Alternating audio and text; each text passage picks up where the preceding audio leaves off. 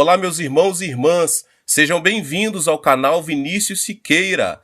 E se você ainda não é inscrito aqui no canal, se inscreva aqui no canal e não esqueça de ativar o sininho das notificações. Todos os dias são postados vídeos abençoados aqui no canal para te abençoar. Vamos a mais uma palavra do Senhor.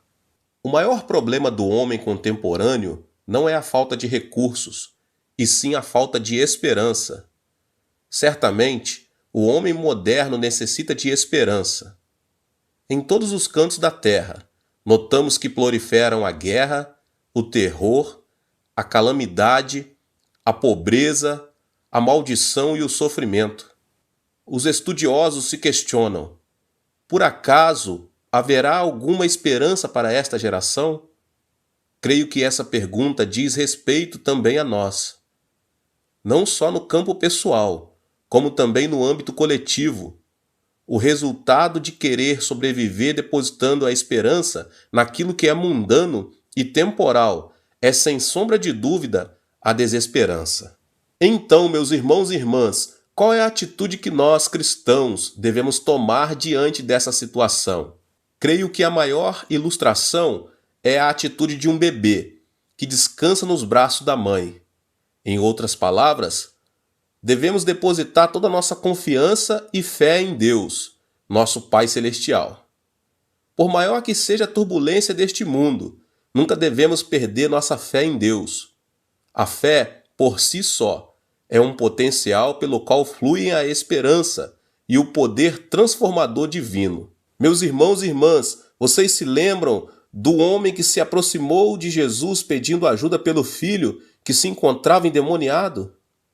Quando o homem disse: "Se podes fazer alguma coisa, tem compaixão de nós e ajuda-nos", o Senhor lhe disse: "Se podes, tudo é possível ao que crer."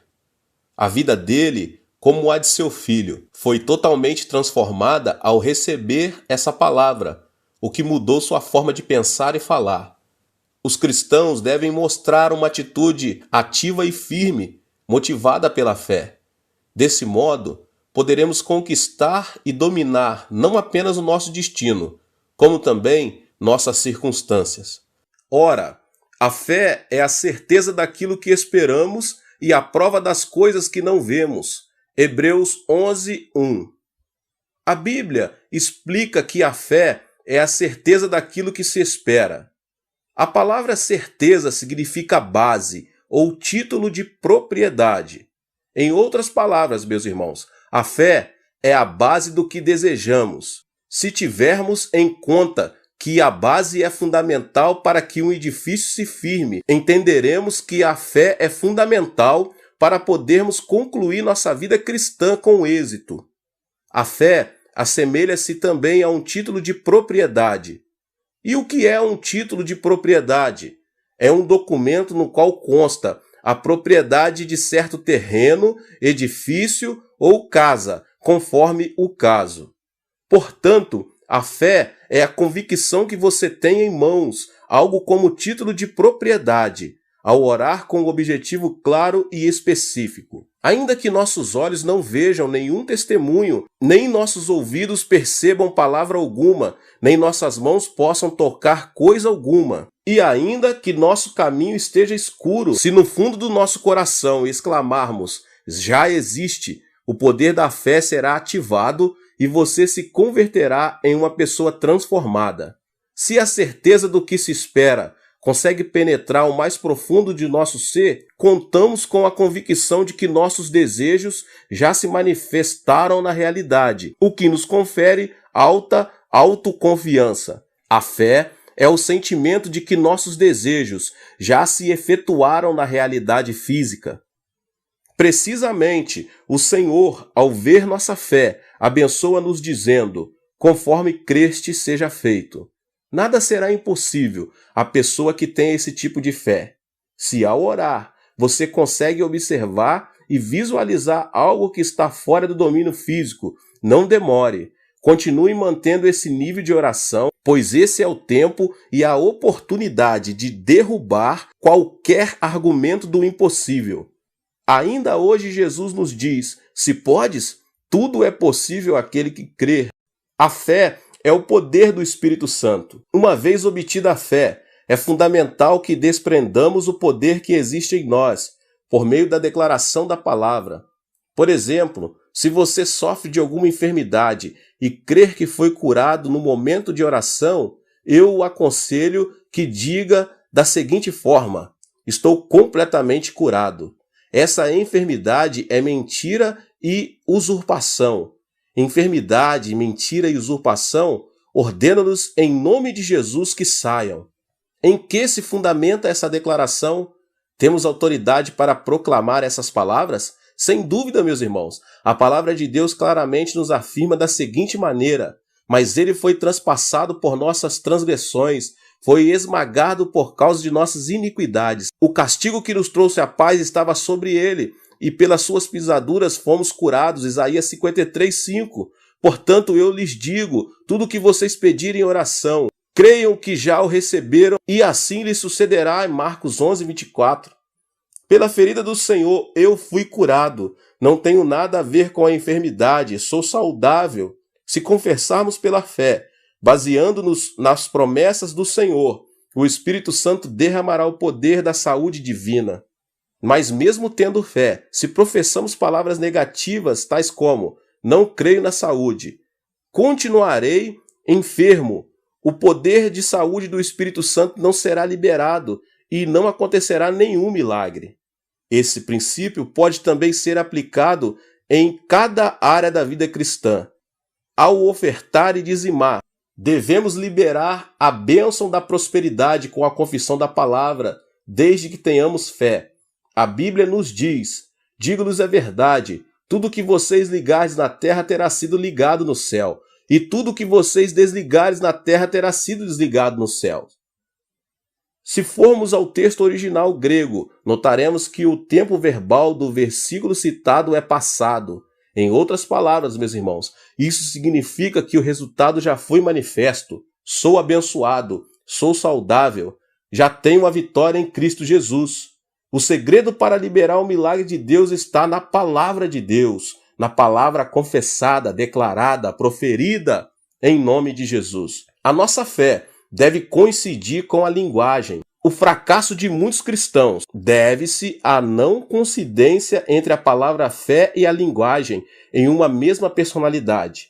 No momento do culto, tudo parece estar bem, a ponto de o cristão sentir-se paz de mover montanhas. Todavia, ao transpor a porta da igreja, deixa-se inundar por pensamentos negativos. Você deseja crescer espiritualmente sem nenhum tipo de limitação? Então não deve duvidar da capacidade de Deus em mudar sua família, seu estilo de vida, suas finanças e seu destino, porque o milagre está a caminho. Libere o poder da fé que há em você, por meio da oração e da declaração da palavra. O seu destino e tudo mais que o rodeia mudará. A Bíblia promete-nos o seguinte: o Senhor abrirá o céu, o depósito do seu tesouro, para enviar chuva à sua terra no devido tempo e para abençoar todo o trabalho de suas mãos. Vocês emprestarão a muitas nações e de nenhuma tomarão emprestado. O Senhor fará de vocês a cabeça das nações e não a cauda, se obedecerem aos mandamentos do Senhor, o seu Deus, que hoje lhes dou, e os seguirem cuidadosamente. Vocês estarão sempre por cima, nunca por baixo. Não se desvie nem para a direita nem para a esquerda de qualquer dos mandamentos que lhes dou, para seguires outros deuses e prestares culto. Deuteronômio 28, 12 ao 14. Apegue-se a essa promessa. Estou certo de que a bênção do capítulo 28 do livro de Deuteronômio será abundante sobre sua vida, sua família, seu trabalho e sobre todas as coisas. Você desfrutará a vitória todos os dias, liberará o poder da fé por meio da declaração da palavra. A fé deve revelar-se. Certo dia, um alpinista escalava uma grande montanha. Ao escorregar, perdeu completamente o equilíbrio e, quando caía, conseguiu, numa fração de segundo, amarrar-se em um galho de árvore. De repente teve medo e gritou: "Há alguém aí? Socorro!" Inesperadamente ouviu-se uma voz: "Estou aqui, sou o teu Deus." Oh, Que alegria ver-te aqui. Salva-me, por favor. Queres que te salve? Antes, porém, precisa fazer-te uma pergunta. Crê em mim, de fato? Sem dúvidas que sim, sou cristão. Vou à igreja todos os domingos, sou líder de celas. Muito bem, então solte este galho agora mesmo. O quê? Que disseste? Se crês em mim de verdade, quero que salte este galho. A orientação deixou o alpinista sem palavras. Pouco tempo depois, ele gritou um pouco mais forte. Por acaso não existe outro por aí que me ajude? A fé não é simples manifestação oral. A fé é uma decisão voluntária que se manifesta por meio da capacidade de apegar-se ao invisível. A fé manifesta-se por meio dos atos. Se olharmos atentamente a Bíblia, vamos nos dar conta de que Jesus sempre via a fé das pessoas antes de realizar um milagre. Era o dia da visita de Jesus à casa da sogra de Pedro. Multidões tinham vindo ao lugar por causa da fama de Jesus. Em pouco tempo, a casa ficou cheia a ponto de não haver lugar para nem mais uma pessoa sequer, e muitos tiveram que ficar no pátio. No meio da multidão, havia um paralítico que ali viera ajudado por 4 amigos. Mas a situação era cada vez mais desanimadora, pois o povo bloqueava o acesso ao Senhor. Não obstante, os 4 amigos, que criam na cura do amigo paralítico, tão logo se aproximassem de Jesus, decidiram fazer uma abertura no teto da casa. Ouviu-se um ruído estranho no telhado. Caiu pó sobre a cabeça dos presentes. O povo murmurava, questionando-se sobre a origem daquele barulho todo. Todavia, aqueles amigos continuavam tentando abrir o teto até consegui-lo. Logo começaram a baixar o leito onde estava deitado o paralítico, sob o olhar atento de Jesus. A Bíblia declara esse momento a partir do ponto de vista de Jesus da seguinte forma: vendo a fé que eles tinham, Lucas 5:20. A palavra diz claramente que Jesus viu a fé dos amigos do paralítico. Jesus, ao ver sua fé, disse ao paralítico: levante-se, pegue sua maca e vá para casa, no verso 24 de Lucas capítulo 5. De repente, ocorreu um milagre. O paralítico levantou-se e estava completamente curado. O apóstolo Paulo, quando esteve na cidade de Listra, também fez o mesmo. Enquanto pregava a palavra, observou um paralítico de nascimento e, vendo que ele havia fé para ser curado, disse-lhe: levante-se, fique em pé. E o paralítico deu um salto e começou a andar. Você entende agora? Deus primeiramente observa a nossa fé antes de realizar um milagre. Tiago 2,17 diz: assim também a fé, por si só, se não for acompanhada de obras, está morta. Deus observa a fé que tem ação e realiza um milagre. Deus dotou o ser humano com um potencial quase ilimitado. Lamentavelmente, o homem não tem usado esse enorme dom que Deus lhe deu. Mas isso também significa que um novo mundo de possibilidades se apresenta diante de nós, se formos capazes, com a ajuda do Espírito Santo, de aproveitar todo o potencial que temos sem nenhum tipo de limitação. Ecônomo, cientista Romero, defendeu a tese de que a espessura do cérebro do homem, que tem riscos em sua superfície, como uma noz, é de apenas 3 milímetros, mas equivalente a uma folha de jornal, caso fosse decomposto. O mais surpreendente nessa investigação foi a descoberta de que o cérebro humano continha aproximadamente 13 bilhões 653 milhões de células nervosas. Ainda hoje, o cérebro continua sendo um mistério. Diz-se que cerca de 90% das novas descobertas a respeito do cérebro datam dos últimos 15 anos. Isso leva a crer que o cérebro em si continua sendo desconhecido do homem. Um cientista anônimo afirmou que Johann Wolfgang usou apenas 0,4% e Einstein 0,6% do potencial do cérebro, e que ao longo da história do homem, ninguém usou mais de 1% desse potencial. O fato de os estadunidenses e os europeus terem obtido maior avanço que o restante do mundo deve-se a um maior grau de uso desse potencial. É notório que a maioria deles tem a sua origem e viva em culturas cristãs. O pensamento deles se distingue pelo desafio e pelo progresso. Foram eles que se atreveram a explorar o planeta. Foram pioneiros nas viagens espaciais, inventaram o automóvel, o avião, as comunicações. A grande variedade de coisas que hoje nos rodeiam são produto de seus esforços.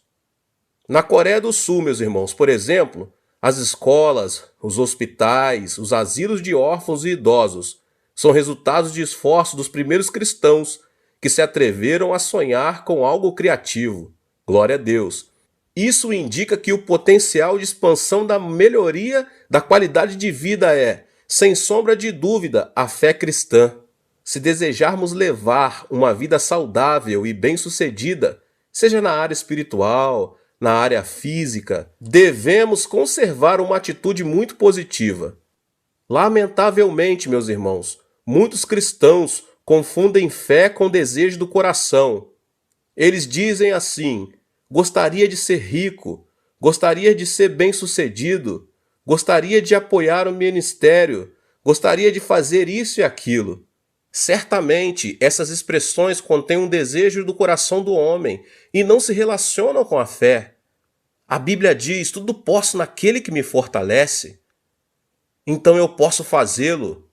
Isso é uma confissão de fé. Se você conservar o pensamento afirmativo, sim, posso, surgirá uma ideia criativa de forma imediata. Todavia, se você cultivar um pensamento contrário do tipo, não posso, a situação se agravará. O homem vive e move-se em 3 dimensões: a dimensão física ou visual, a mental e a espiritual. Em Hebreus 11:3 diz: pela fé entendemos que o universo foi formado pela palavra de Deus, de modo que aquilo que se vê não foi feito do que é visível. Meus irmãos e irmãs, quando o espírito do homem, que se encontra na dimensão espiritual, confessa: sim, posso, o Espírito Santo é quem o ajuda por meio de novas ideias e inspirações. No entanto, se nosso espírito declara de forma contrária, as portas da dimensão espiritual se fecham, meus irmãos, deixando-nos sem acesso aos recursos divinos. Eu vou agora ensinar para vocês 4 passos de fé para viver o seu potencial. O passo número 1 é que você pense no êxito. Pessoalmente, nunca deixei de orar e sonhar com a evangelização do meu país e do mundo. Sempre pensei que podia conseguir esse objetivo. Por isso, estamos difundindo em nossa igreja, neste momento, o Evangelho de Jesus Cristo por meio de uma página na internet, lançada não há muito tempo. Temos também um projeto com uma meta de 10 anos, que consiste em plantar no mínimo 500 igrejas autônomas na Coreia do Sul. Muitos se disseram que isso seria impossível, meus irmãos. Entretanto, glória a Deus, o Espírito Santo deu-me plena convicção de que é possível sim. Por maior que seja a turbulência, não deixe de confessar que terá êxito. Pense nisso, meus irmãos e irmãs. Estou certo de que você o alcançará. Glória a Deus. No entanto, se seu pensamento for em direção contrária, o temor se apoderará do seu coração e o resultado será o fracasso. Não conheço ninguém que pense continuamente em fracasso e tenha alcançado sucesso nesses anos todos de ministério. Sem dúvida, meus irmãos, testemunhei muitos casos de homens e mulheres que pensaram somente em obter o êxito, mas que fracassaram. Eu mesmo tenho visto muitos cristãos que se desiludiram por não terem conseguido o que esperavam. Uma pessoa de minha igreja um dia disse: ouvi o pastor dizer que quem pensa afirmativamente obtém êxito. Entretanto, sempre fracassei. Por que isso me aconteceu?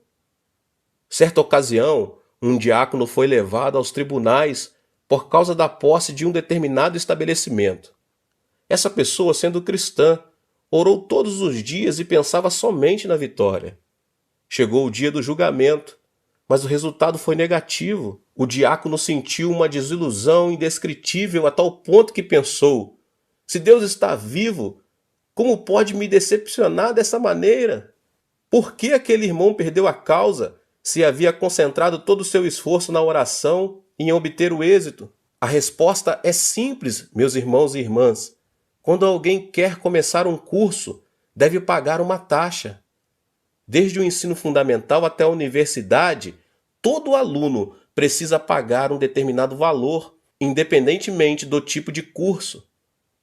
No aprendizado da vida, cada pessoa deve pagar um preço para aprender o verdadeiro sentido da existência. Talvez não seja raro ver um investidor que aplicou centenas de milhares de dólares num dia e no outro viu-se na falência. Pode ser que nesses casos o investidor pense que fracassou e desperdiçou grande quantidade de dinheiro.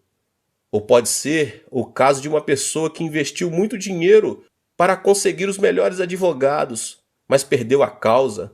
Em ambos os casos, segundo o senso comum, é um fracasso. No entanto, devemos nos dar conta de que não se trata de desperdício, muito menos de fracasso.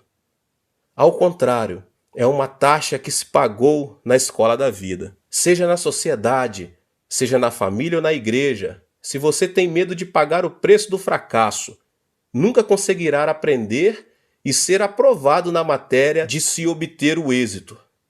O fracasso é amargo. Todavia, esse é o preço que devemos pagar para conseguir o êxito. Portanto, não tome o fracasso como elemento negativo. Você deseja algo muito grande? Então não esqueça que terá que pagar um preço muito alto por isso, um fracasso também muito grande. Por isso, considere o fracasso uma parte do próprio sucesso. Concentre-se no resultado final. Pense, confesse, visualize e viva as 24 horas do dia com sucesso. Talvez não consiga, receio fracassar. Esse tipo de pensamento nunca dará luz a ideias criativas. Não tenha medo do fracasso. Pense no êxito. Contudo, meus irmãos e irmãs, o sucesso que você deseja deve ser para a glória do Senhor. O segundo passo é: pense grande.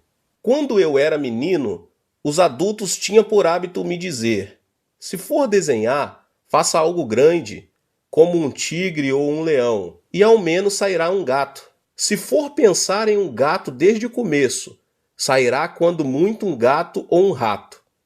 Esse é um ditado típico de meu país e significa que devemos pensar grande. A Bíblia também ensina algo semelhante. Abra sua boca e eu alimentarei. Salmos 81:10. Meus irmãos e irmãs, tenho 50 anos de ministério e sempre planejei grandes projetos, aos quais requerem muitas horas de oração e esforço extraordinário. Contudo, sempre me atrevi a crer que podia alcançar todas as minhas aspirações. Um objetivo, independentemente de seu tamanho, grande ou pequeno, implica pagar um preço muito alto chamado esforço. Então, não parece melhor fazer projetos grandes? E o terceiro passo é: almeje seu sucesso. É fundamental que todo aquele que almeja ter sucesso se veja como uma pessoa bem-sucedida. Esse é o princípio da visualização. Não somente o crente em Cristo, como qualquer indivíduo conseguirá sucesso se fizer uso desse princípio. A pessoa de êxito veste-se como tal. Com isso, meus irmãos e irmãs, não quero dizer que você tem de vestir roupa cara. Quero sim dizer que você deve vestir-se decentemente, com roupa limpa e elegante. A maneira de andar, de falar, de agir deve ser a de uma pessoa bem-sucedida. Você deve ter uma autoimagem positiva. Pedro escreveu o seguinte, meus irmãos e irmãs: vocês, porém, são raça eleita, sacerdócio real, nação santa, povo exclusivo de Deus. A pessoa muito rica é aquela que se viu a si mesma com muitas posses. O homem de negócios que tem lucro é aquele que viu sua empresa crescer. O cristão que obteve êxito é aquele que viu a si mesmo crescer espiritualmente. A pessoa de virtude é aquela que creu e ganhou a aceitação por parte das pessoas. A pessoa que não imagina nem planeja o êxito nunca o alcançará. A Bíblia diz, de modo que aquilo que se vê não foi feito do que é visível. Você deseja alcançar êxito? Então guarde uma imaginação de sucesso em seu coração, a que é invisível, e observe-a em todos os momentos da sua vida. O quarto e último passo é: ore dentro do sucesso. Deus é um Deus de sucesso. Nunca conheceu o fracasso. Deus é um Deus próspero. Nunca conheceu a pobreza. Deus é luz. Nunca habitou na escuridão. Deus é um Deus saudável. Nunca conheceu a enfermidade. Deus é um Deus que vive. Nunca conheceu a morte. Portanto, devemos fazer orações de êxito, como uma série de diálogos com Deus. Uma oração de fracasso expressa lamentações como: Senhor, não sei o que fazer. Enquanto orações de êxito contêm convicção: Senhor, sei que o milagre está a caminho, pois tu estás comigo. Devemos orar na linguagem espiritual, pois o poder criativo é o que caracteriza justamente o mundo espiritual, e isso ativa a disposição e o poder do Espírito Santo.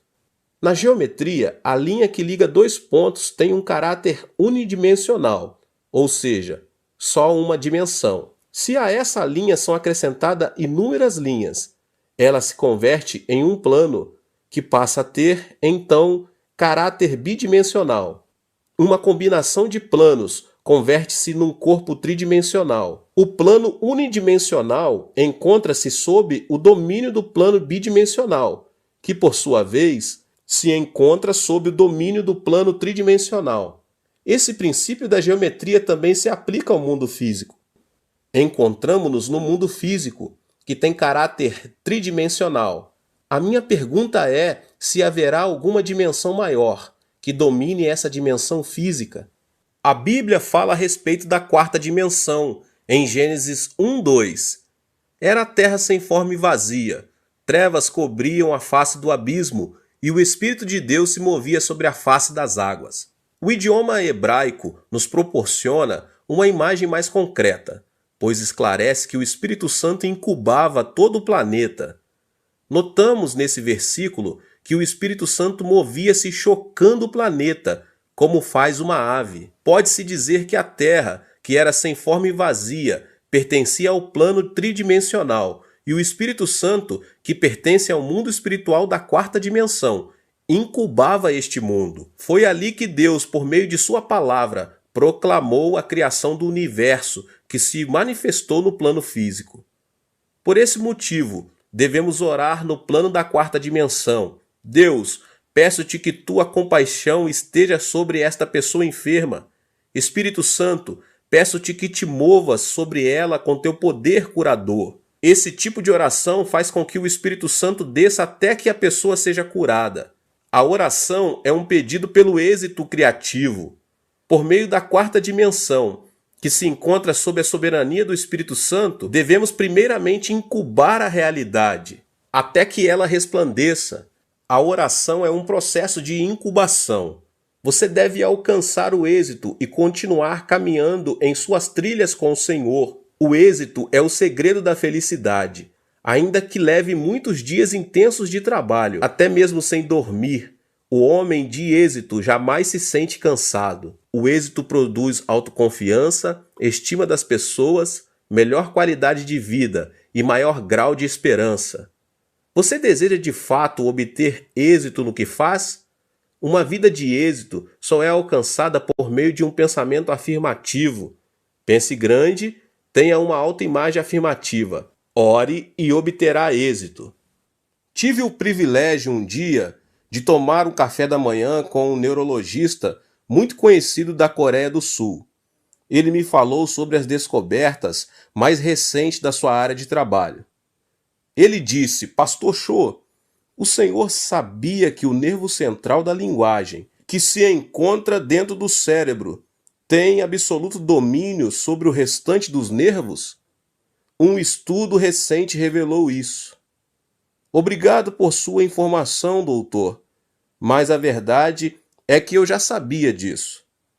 Como? Como sabia? Isso foi descoberto faz pouco tempo. Aprendi com o Dr. Tiago. Tiago? Quem é Tiago?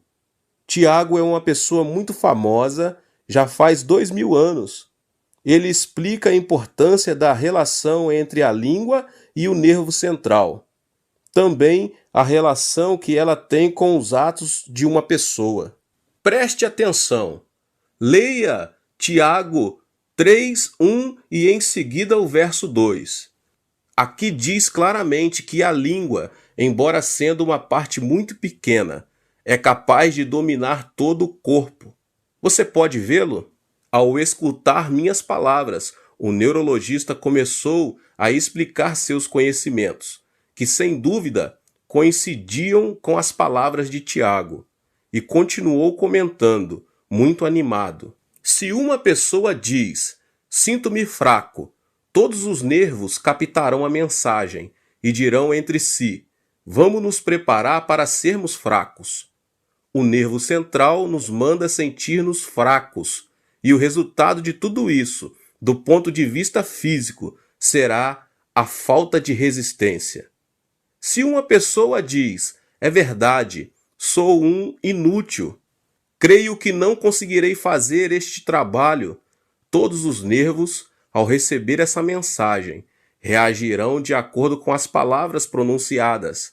É verdade, o nervo central nos diz que somos inúteis. Temos de limitar o uso do nosso potencial. Temos de nos preparar para sermos verdadeiros inúteis. Se uma pessoa diz, envelheci demais, sinto-me cansado e incapaz de fazer alguma coisa a esta altura da minha vida, o nervo central não tardará em enviar uma mensagem ao restante dos nervos, que reagirão dizendo, é verdade, envelhecemos demais, estamos prontos para morrer. Vamos nos preparar para nos deteriorar. E caso continue pronunciando essas palavras, não tardará em morrer. Portanto, nunca devemos perder o entusiasmo. Se perdermos, sairão de nossa boca palavras muito negativas, tais como, estou perdido, não sei que sentido tem a vida, e os nervos reagirão em relação a essa mensagem. Atuarão de forma muito passiva, o que prejudicará grandemente a nossa saúde e não demorará a morrermos em idade muito prematura. Ele finalizou dizendo que o nervo central da linguagem tem poder sobre todo o corpo e que, portanto, qualquer pessoa é capaz de controlar o próprio corpo por meio das palavras. Concordei com o especialista, embora não totalmente. A declaração de palavras afirmativas é a base do sucesso. Tiago 3:2 afirma que quem consegue controlar a língua também o fará com relação a todo o corpo. Deixe de dizer que você é pobre. Caso contrário, todo o ambiente se tornará negativo e a pobreza chegará a você, a ponto de você sentir-se mais cômodo na pobreza do que na prosperidade, levando-o a pensar e desejar a pobreza. No entanto, se você declara que é uma pessoa talentosa e bem-sucedida, seu espírito, sua alma, seu corpo reagirão ao receber essa mensagem e conseguirão, dessa forma, obter o êxito. Nós, os coreanos, temos a tendência de dizer, morro disto, morro daquilo, morro de calor, morro de fome, morro de prazer, morro de medo. Quem sabe esse tipo de expressão foi a causa principal da miséria e da guerra contínua em nosso país por mais de 5.000 anos. É tempo de renunciar às palavras negativas. Você deve habituar-se às declarações positivas. Deseja ser revigorado? Então, primeiramente faça-o com seu vocabulário.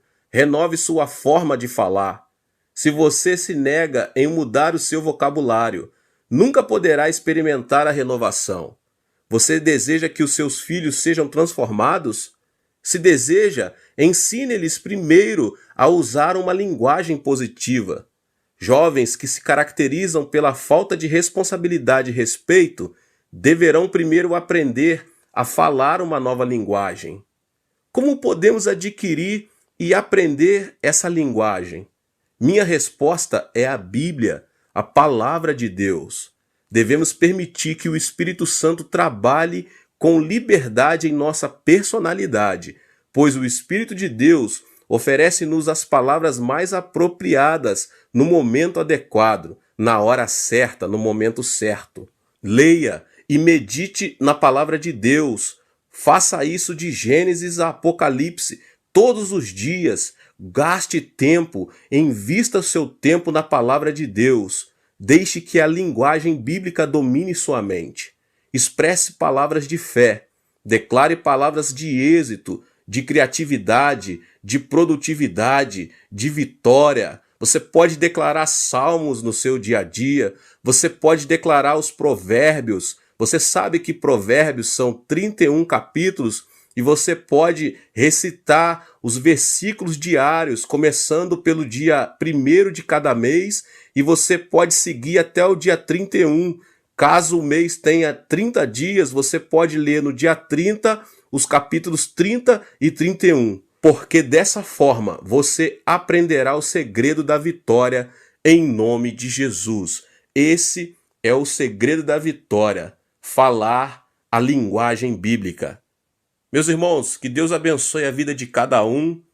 Você que chegou aqui no canal, talvez pela primeira vez, ou talvez você já tenha acompanhado o canal e ainda não se inscreveu aqui no canal. Inscreva aqui no canal, ative o sininho das notificações. Todos os dias, às 16, 18 e 20, são postados aqui vídeos abençoados, palavras maravilhosas para abençoar você e sua família. Deixe também o seu like. Não se esqueça de compartilhar também para as pessoas que você mais ama. Compartilhe nas suas redes sociais. Deus abençoe.